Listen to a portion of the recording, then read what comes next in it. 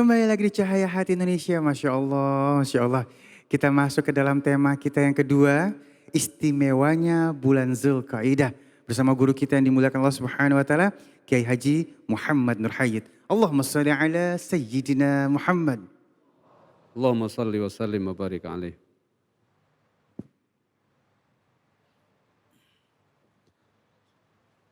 Assalamualaikum warahmatullahi wabarakatuh.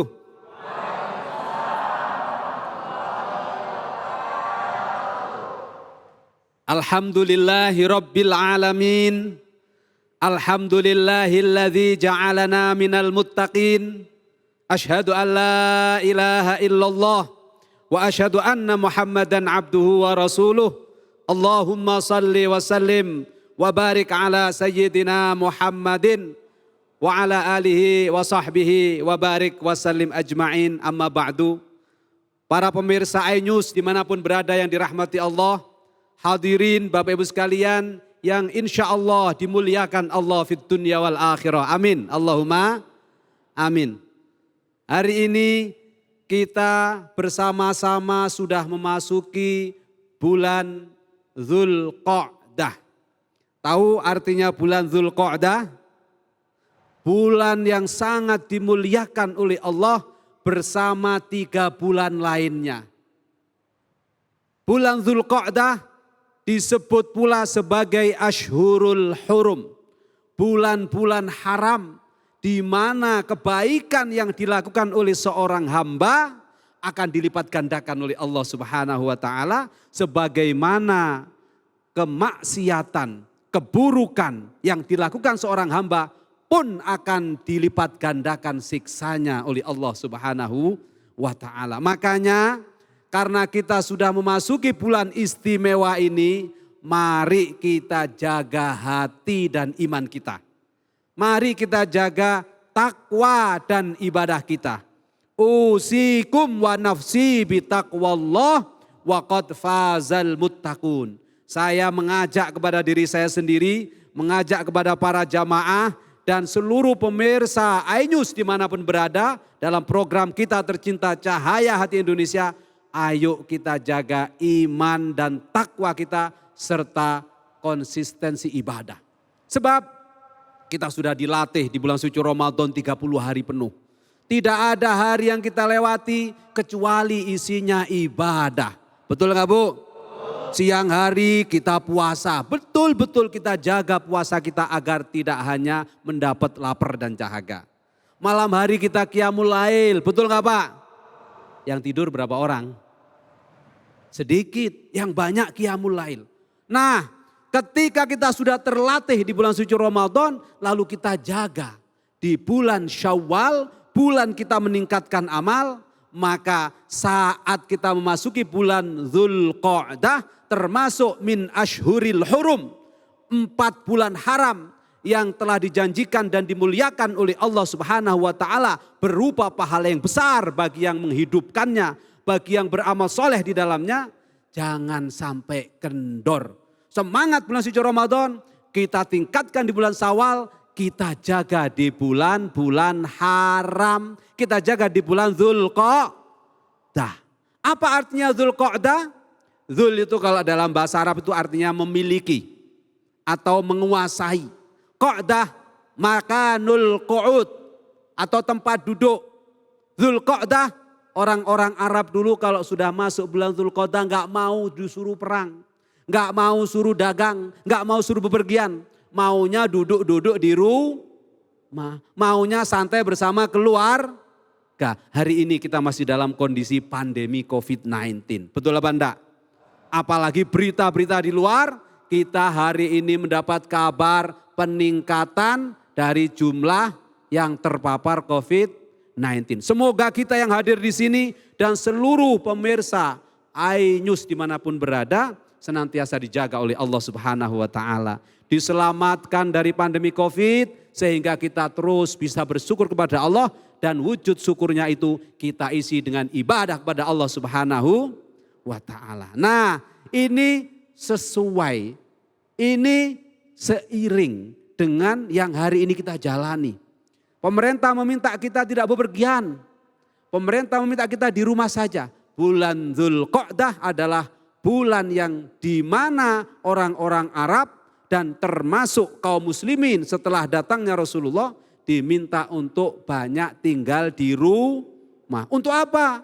Meningkatkan iman dan takwa, beribadah kepada Allah Subhanahu wa ta'ala. Kenapa bulan Dzulqa'dah kok kita tidak boleh bepergian? Karena bulan Dzulqa'dah adalah persiapan untuk masuk bulan haji yang disebut dengan bulan Dzulhijjah. Sehingga orang kalau mau jihad fi sabilillah, orang kalau mau jihad dengan ibadah haji, dia harus banyak-banyak untuk mempersiapkan diri. Nah, jihadnya perempuan itu adalah naik haji. Jihadnya laki-laki berperang di jalan Allah kalau ada perintah perang. Dari siapa? Yang memiliki otoritas. Kalau dulu zaman Rasulullah, dari Rasulullah. Setelah Rasulullah nggak ada, zaman Khulafaur Rasyidin, dari para khalifah. Khulafaur Rasyidin, dari Abu Bakar, dari Umar, dari Utsman, dari Ali.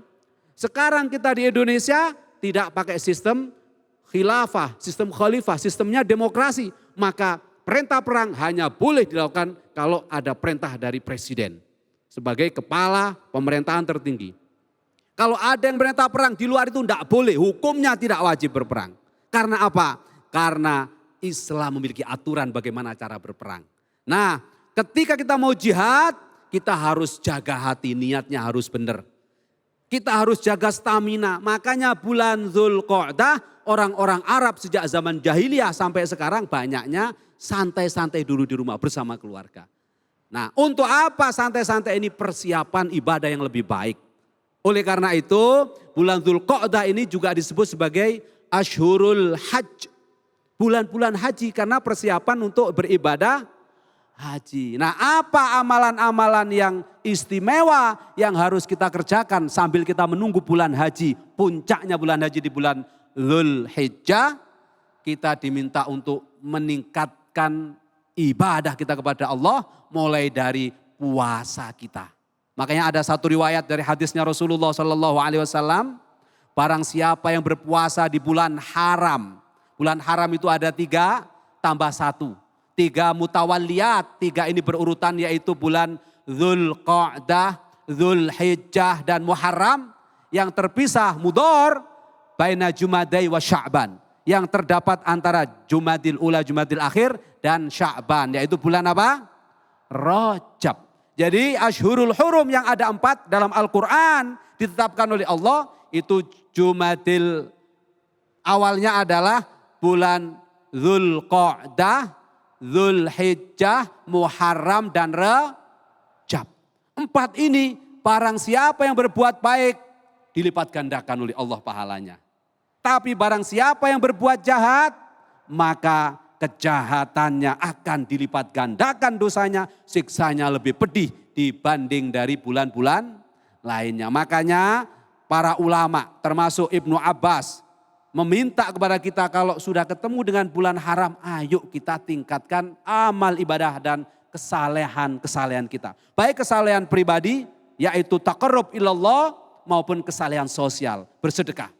Apa saja yang harus kita kerjakan? Para ulama merangkai minimal ada 3 amalan besar yang harus kita jaga di bulan Dzulqa'dah, Dzulhijjah, Muharram dan bulan Rajab. Yang pertama puasa.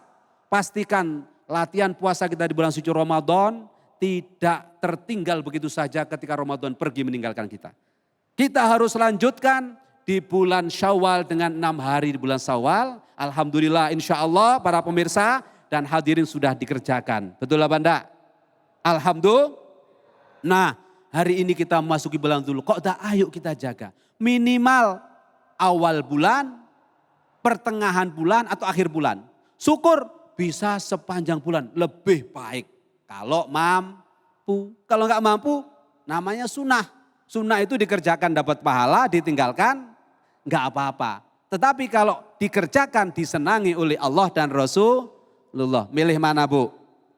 Milih puasa apa enggak? Amin. Bapak milih mana Pak? Tapi lemes. Insya Allah lemesnya sebentar. Karena ingat pahalanya besar, lemesnya hilang. Amin. Allahumma. Nah, setelah puasa apa? Setelah puasa sedekah. Sedekah di bulan ini dilipat gandakan pahalanya. Lebih-lebih kalau ada tetangga kita karena masih dalam pandemi, mereka tidak bisa bekerja kok nggak sampai bisa makan. Sampai nggak bisa minum, kita kirim. Subhanallah, pahalanya berlipat-lipat. Atau kemarin kita membaca berita ada berbagai macam musibah dan bencana di berbagai daerah. Kalau ada kelebihan harta dan rezeki, ayo kita berbagi. Karena kita masuk bulan yang setiap kebaikan dilipat gandakan. Dan jauhi maksiat. Itu amalan yang ketiga. Pertama puasa, kedua sedekah, ketiga jauhi maksiat. Maksiat apapun. Fala tadhlimu fihinna anfusakum. Demikian perintahnya Allah menggunakan bentuk dari fi'il nahi. Fala tadhlimu, jangan kamu berbuat zalim fihinna di dalam Asyhurul Hurum. Agar kamu apa? Agar kamu mendapatkan rahmat Allah. Karena kalau kamu berbuat zalim di bulan ini, kezaliman itu seperti dikerjakan sepanjang masa. Dosa yang paling besar dikerjakan selain di bulan suci Ramadan adalah dosa yang dikerjakan di bulan haram. Makanya ayo kita jaga. Dan yang keempat amalan terbaik kita adalah zikir. Perbanyak membaca Al-Quran, perbanyak membaca istighfar, perbanyak membaca sholawat. Dengan kita membaca Al-Quran kita akan ingat terus bahwa ada panduan yang senantiasa membimbing kita. Walaupun kita tidak bisa dan tidak pandai baca Quran, selama kita masih bisa baca Qul huwallahu ahad, kita bisa membaca Al-Fatihah, baca. Yang penting baca Quran. Syukur-syukur Yasin menter. Setiap malam baca Yasin.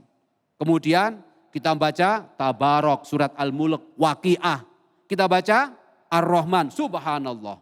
Nah, kalau Quran sudah kita baca, istighfar berbanyak di bulan ini. Karena Allah di bulan ini menurunkan banyak rahmat dan ampunannya. Kalau kita sudah diampuni di bulan suci Ramadan, sempurnakan ampunan itu di bulan Syawal. Syawal sudah kita lewati dengan puasa 6 hari, dengan memperbanyak istighfar, menjaga amal soleh. Kita jaga di bulan Dzulqa'dah ini. Kita tingkatkan nanti di bulan Dzulhijjah, di bulan Muharram. Insya Allah kalau kita bisa menjaga itu, kita tidak akan pernah terlepas dari kasih sayang dan rahmat Allah. Tidak pernah khawatir karena Allah senantiasa menyertai kita. Dan yang terakhir baca sholawat. Kenapa? Karena sholawat ini kunci dari segala kunci. Nabi Adam alaihissalam ketika mau menikah dengan istri tercintanya Siti Hawa. Salah satu maharnya adalah membaca sholawat kepada Rasulullah Sallallahu Alaihi Wasallam. Selain diiringi dengan syahadat. Asyhadu an la ilaha illallah wa asyhadu anna Muhammadar Rasulullah. Bagaimana baca sholawatnya? Bebas. Mulai dari sholawat yang sederhana hingga yang susah-susah. Tinggal dilihat di rumah pasti banyak. Dari masjid kalau mau sholat pasti dibaca. Sallallahu ala Muhammad. Sallallahu alaihi wasallam. Sallallahu ala Muhammad. Sallallahu alaihi wasallam. Terus dibaca sambil nyambel ibu-ibu. Hatinya hadir, ya Allah, aku rindu ketemu Kanjeng Nabi. Aku senang bersolawat karena engkau memerintahkan dan aku ingin bertemu Rasulullah. Karena Rasulullah janji orang yang paling dekat denganku nanti di hari kiamat adalah orang yang paling banyak membaca solawat. Nah, 5 hal itulah yang harus kita jaga di bulan Dzulqa'dah. Keistimewaan ini jangan sampai sia-sia karena kalau kita sia-siakan kita akan menjadi orang-orang yang merugi. Kalau 5 hal ini sudah kita jaga di bulan Dzulqa'dah dan Allah masih takdirkan kita bertemu dengan bulan Dzulhijjah, kita tingkatkan lagi. Nanti kita puasa di saat hari Arafah. Sempurna sudah. Kita dibanggakan oleh Allah di depan malaikat. Kalau kita dibanggakan di depan anak seneng apa enggak? Tapi kalau dibanggakan di depan malaikat lebih seneng apa enggak? Orang-orang yang menjaga mulai dari Ramadan, Syawal, Dzulqa'dah, Dzulhijjah dan Muharram dengan amalan-amalan yang tidak berkurang sedikit pun semangatnya. Insya Allah tidak hanya dicintai oleh Allah, tidak hanya dicintai oleh Rasulullah, tetapi dibanggakan oleh Allah di depan para malaikatnya. Otomatis kalau Allah sudah membanggakan di depan malaikat, seluruh umat manusia, seluruh makhluk Allah akan cinta kepadanya. Amin. Allahumma amin. Semoga kita semua dicintai Allah, amin, Rasulullah, ya Allah. Amin, dan seluruh makhluk Allah di atas muka bumi ini. Amin. Amin. Allahumma amin. Amin. Amin. Terima kasih guruku yang dimuliakan Allah Subhanahu wa taala dan pemirsa di rumah. Insya Allah sesaat lagi kita akan membahas tentang tema kita yang ketiga.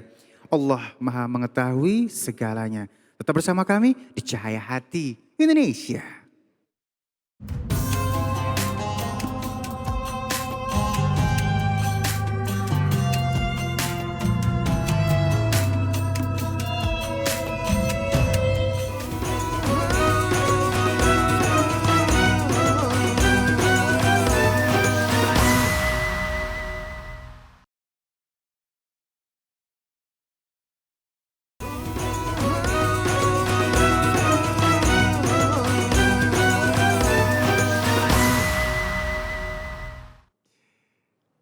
Kembali lagi di Cahaya Hati Indonesia, Masya Allah. Hari ini sangat istimewa, sangat spesial. Karena apa? Karena saat ini sudah ada bersama kita Rifki dan Rizky. Assalamualaikum. Waalaikumsalam. Masya Allah ya. Insya Allah kita akan mendapatkan siraman rohani kita ya. Tausiah dari beliau dengan tema Allah Maha mengetahui segalanya. Allahumma sholli ala Sayyidina Muhammad. Dikulum-kulum, dikunyah-kunyah. Assalamualaikum para jamaah semuanya. Waalaikumsalam warahmatullahi wabarakatuh. Kurang semangat gimana sih? Lagi ya. Dikulum-kulum, dikunyah-kunyah. Assalamualaikum para jamaah semuanya. Waalaikumsalam warahmatullahi wabarakatuh. Alhamdulillah. Wassalatu wassalamu ala rasulillah. Amma ba'du. Yang kita hormati para kiai-kiai dan para ustadz. Bang Ali Jainal yang Masya Allah semakin ganteng. Serta para jamaah, bapak-bapak, ibu-ibu semuanya yang dirahmati Allah Subhanahu wa taala. Amin. Allahumma amin. Pada kesempatan hari ini kita akan memberikan satu tausiah tentang Allah Maha mengetahui segalanya. Bahkan Allah juga mengetahui segala yang kasat mata dan goib sekalipun. Fadol, bos, bacain ayatnya Quran surat At-Taubah ayat 78. Bismillahirrahmanirrahim. Alam ya'lamu annallaha ya'lamu.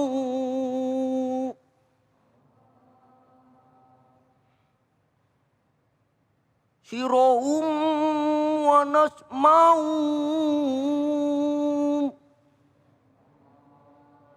Anallahu alamul ghuyub. Betul bos, artiin bos. Tidaklah mereka mengetahui bahwa Allah mengetahui rahasia dan bisikan mereka. Dan bahwa Allah mengetahui segala yang goib. Tafsir dari ayat ini menjelaskan tentang orang yang munafik. Yang menjelek-jelekan orang mukmin dan Rasulullah pada saat ini. Contoh, kadang ada orang makan gorengan 3, tapi ngakunya 2. Meskipun ibu tukang gorengan itu kagak tahu, tapi Allah yang maha tahu. Contoh lagi juga nih. Kemarin anak habis sholat ke masjid. Pas mau pulang tuh sendal anak hilang. Walaupun anak kagak tahu siapa yang ngambil tuh sendal, tapi Allah maha tahu siapa yang ngambil tuh sendal anak tuh. Astagfirullahaladzim. Jadi para jamaah yang dirahmati Allah Subhanahu wa taala, marilah kita menjaga hati kita agar selalu bersih. Jangan ada rasa iri dan dengki.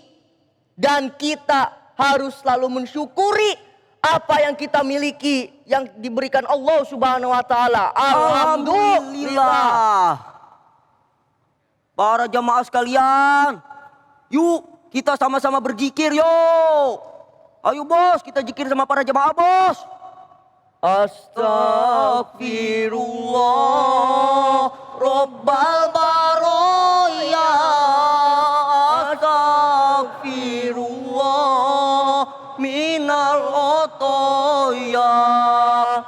Astagfirullah Rabbal baraya.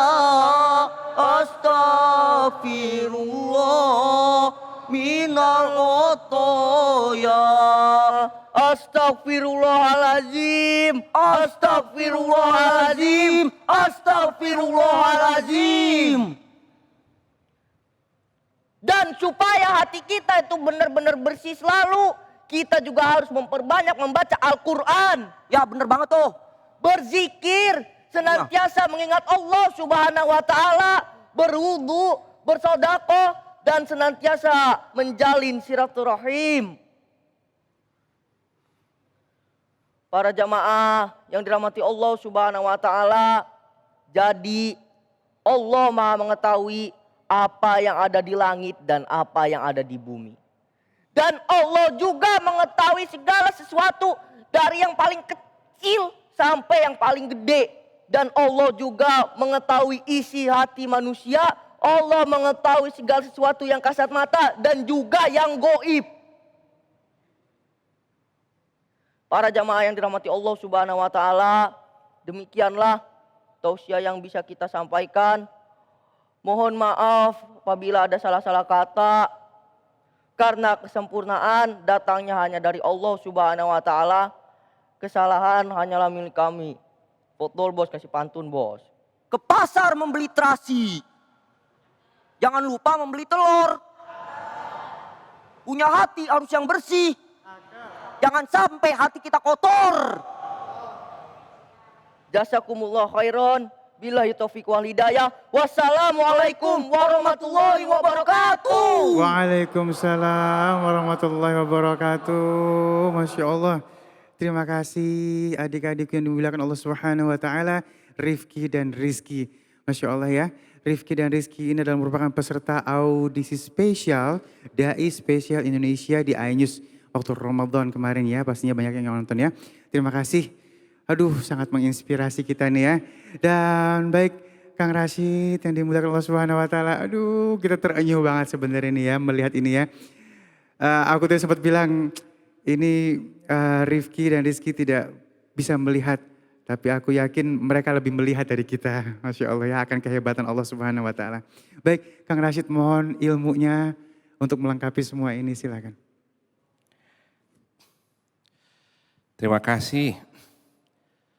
Hari ini kita dapat tausiah yang sangat spesial dari ananda kita, Ananda Rizki dan Ananda Rifki. Tadi Bang Ali menyebut beliau adalah peserta audisi spesial. Bukan hanya spesial hidupnya, tapi juga spesial nasihatnya. Beliau menyampaikan satu ayat surat At-Taubat ayat 78. Terima kasih Ananda Rizki dan Ananda Rifki, juga pemirsa Cahaya Hati. Beliau telah melumpahkan cahaya hatinya. Dosa mata sudah hilang. Justru yang melek yang suka mengundang dosa. Sehingga terawat hatinya, karena mata ini adalah pintu masuk maksiat. Mata ini pintu masuk, telinga pintu masuk. Sehingga ketika mata terbelalak kepada hal yang tidak halal, telinga mendengar bisikan tetangga sebelah, itu berefek hati jadi kotor. Sedangkan Ananda Rizki dan Ananda Rifki sudah tidak bisa melihat pun tapi bersih karena tidak ada input yang kotor. Maka terawat kebersihan hatinya. Kemudian tadi yang dia selalu mendengar Quran. Sehingga isinya adalah ayat-ayat firman Allah. Ketika hati ini bersih, maka tutur katanya jadi kekuatan. Tadi Ananda Rizki dan Ananda Rifki telah menumpahkan makna. Dan menasihati Kang Rashid. Dan menasihati kita semua Cahaya Hati. Jagalah hati, jangan dikotori. Pesan beliau. Sampai beliau menggambarkan tentang surat At-Taubat wa anallaha allamul ghuyub. Alam ya'lamu anallaha ya'lamu sirrakum wa najwahum. Sirrahum wa najwahum. Apakah kalian tidak tahu Allah itu maha mengetahui isi gunung, isi lautan, isi daratan, bahkan isi kepalamu dan hatimu. Sirrahum wa najwahum wa anallaha allamul ghuyub. Allah itu mengetahui tidak ada ruangan di bumi ini Tidak ada ruangan di antariksa sana, Allah tahu. Allah tahu. Bahkan daun yang jatuh di kedalaman hutan, Allah tahu kapan jatuhnya. Daun saja Allah tahu, apalagi getaran hatimu. Rawat wahai, tadi penting ayat ini menegaskan nasihat kepada orang munafik. Tongkrongannya muslim tapi hatinya munafik. Tongkrongannya sholat tapi hatinya munafik. Ini adalah musuh dalam selimut. Munafik itu muncul akibat kotor hatinya. Sampai baginda Nabi itu dihianati oleh orang-orang munafik. Pesan ini sangat dalam sekali. Maka tidak ada ruang, tidak ada waktu yang Allah lepas dari perhatiannya. Allah sangat mengetahui itu. Bagaimana tidak mengetahui semua chip ada pada tubuhmu. Punten, ibu pasti memiliki handphone. Ada chip di dalam handphone, ada SIM card. Kemana handphone gerak, satelit tahu ibu sedang ada di masjid. Ya, sedang mengaji di cahaya hati. Itu satelit tahu di mana letaknya. Bahkan di dunia jaringan intelijen, tahu di mana letak sekarang ini. Karena ada chip di handphone ibu dan ibu dipegang itu chip. Dia ketahui semua. Pertanyaannya, itu kan buatan manusia ya handphone. Tubuh ini buatan Allah. Di dalam tubuhmu ada chip Allah. Apa chipnya? Hatimu, your heart. Ini tuh SIM card. Itulah tempat dialog kita dengan Allah Subhanahu wa taala. Bahkan punten sekali, nama-nama Allah itu yang terangkum ada 99 nama, Asmaul Husna. Tetapi pada hakikatnya nama Allah itu banyak. Dalam kitab Taurat ada 1000 nama. Dalam kitab Jabur ada 1000 nama. Nama-nama Allah. Tapi di dalam Al-Quran disingkat, diringkas dari 1000 makna tadi menjadi 99 nama. Kalau engkau meminta menggunakan nama itu, Allah mustajab permintaannya. Akan menjawab permintaan kita. Bahkan dari 99 nama, Al-Qahhar, Allah maha memaksa. Apa contohnya Kang Rasid? Ibu pernahkah ibu bisa melawan kantuk? Gak bisa. Ketika kantuk tiba, kita tidak bisa menahan itu kantuk. Ibu bisakah ibu dan bapak menahan rambut tumbuh uban? Gak bisa. Bisakah ibu menahan keriputnya kulit? Itu namanya Al-Jabbar. Allah maha memaksa. Bahkan Allah menyimpan namanya dalam tubuh ibu dan bapak. Apa? As-Sami, Allah maha mendengar. Dan kamu membuat bisa mendengar. Allah Al-Basir maha melihat.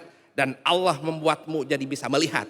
Dengan kata lain, pendengaranmu, penglihatanmu, rasa ngerti dan pahammu, itu simkatnya Allah dalam tubuhmu. Bagaimana kita sembunyi? Allah maha tahu. Jaga hati dari kotoran diri. Terima kasih. Masya Allah, terima kasih guruku yang dimuliakan Allah Subhanahu wa taala. Dan pemirsa di rumah, sesaat lagi kita akan menjawab pertanyaan-pertanyaan yang sudah masuk melalui media sosial kita. Jangan kemana-mana, tetap bersama kami di Cahaya Hati Indonesia.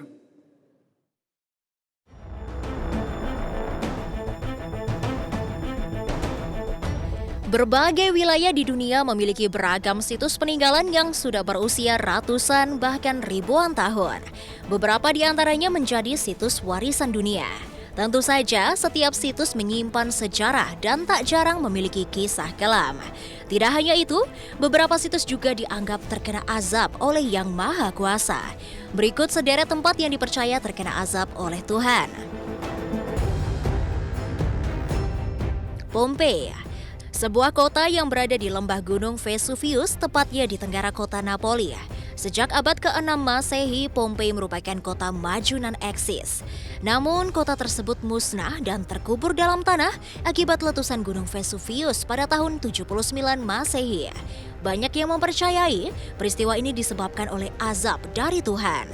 Bukan tanpa sebab, Pompei terkenal sebagai pusat maksiat dan kemakmuran duniawi. Menurut kisah yang beredar, di masa itu Pompei menjadi pusat tempat persinahan. Ditambah lagi, penduduk kota tersebut kerap melakukan tradisi pesta dan pergelutan yang syarat akan kekerasan. Selain itu, Pompei juga dikenal akan penduduknya yang memiliki perilaku menyimpang secara seksual. Kota ini akhirnya ditemukan oleh arkeolog 1600 tahun kemudian secara tidak sengaja. Saat itu dikabarkan banyak jasad penduduk bergelimpang dalam berbagai pose.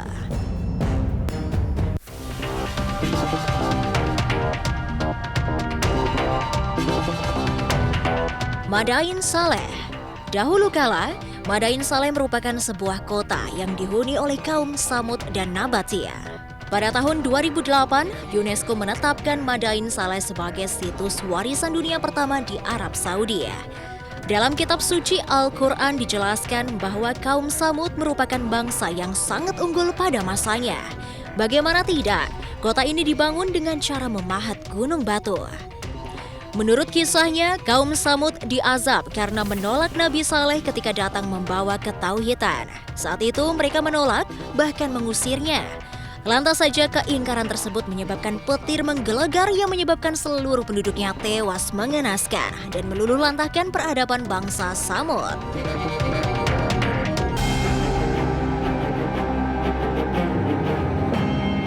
Petra. Situs arkeologi yang berlokasi di Yordania ini terkenal akan arsitekturnya yang dipahat pada bebatuan. Hingga saat ini, Petra masih menjadi lokasi favorit para turis. Meski demikian, di balik keindahannya, ternyata Petra juga menyimpan kisah yang kelam. Konon, zaman dahulu, penduduk kota tersebut menyembah berhala yang berbentuk batu hitam tak beraturan. Mereka juga dikenal sebagai suku pengembara yang gemar berkelana ke berbagai penjuru, menggunakan kawanan unta dan domba. Akhirnya Petra dikuasai oleh kerajaan Romawi sampai 363 Masehi, bersamaan dengan terjadinya gempa dahsyat yang berhasil menghancurkan sebagian besar kota. Sejak 6 Desember 1985, UNESCO menetapkan Petra menjadi salah satu situs warisan dunia.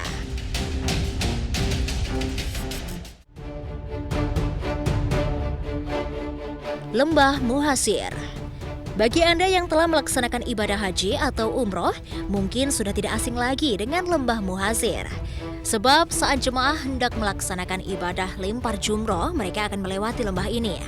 Terletak di antara lembah Mina dan Musdalifah, lembah tersebut memiliki kisah yang sangat populer. Kisah mengenai penyerangan Mekah oleh pasukan gajah yang dipimpin oleh Raja Abraha terjadi di Lembah Muhasir. Azab pun tiba sebelum pasukan sampai tujuan. Raja Abraha dihentikan dengan burung-burung ababil yang melempari pasukan gajah dengan batu-batu dari neraka. Lantas saja pasukan gajah seketika lemah tak berdaya. Itulah sederet tempat yang dipercaya diazab oleh Tuhan.